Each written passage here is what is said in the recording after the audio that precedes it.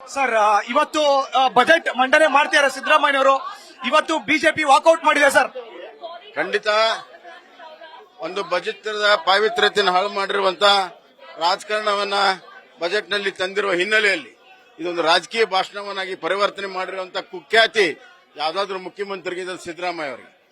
ರಾಜ್ಯದ ಹಣಕಾಸಿನ ಪರಿಸ್ಥಿತಿಯನ್ನು ಸಂಪೂರ್ಣ ಹದಗೆಡಿಸಿದ 1,05,000 ಕೋಟಿ ಸಾಲ ಮಾಡಿದ್ದಾರೆ, ದಾಖಲೆ ಸಾಲ.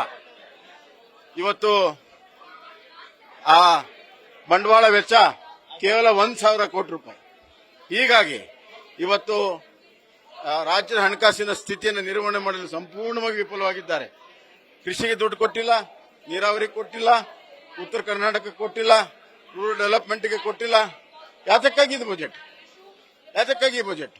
ಅದಕ್ಕೆ ಇದರ ಬಜೆಟ್ನ ಸಾಧನೆ ಶೂನ್ಯ ಸಾಧನೆ. ಎಸ್ ಸರ್, ಇದು ಬಸವರಾಜ ಬೊಮ್ಮಾಯಿ ಅವರ ರಿಯಾಕ್ಷನ್. ಕ್ಯಾಮರಾ ಪರ್ಸನ್ ಅವಿರಾಜ್ ಜೊತೆ Madhusudan, news first Kannada, Bengaluru. News first ನಿರ್ಭೀತಿಯಿಂದ ನಿಮ್ಮ ಪರವಾಗಿ.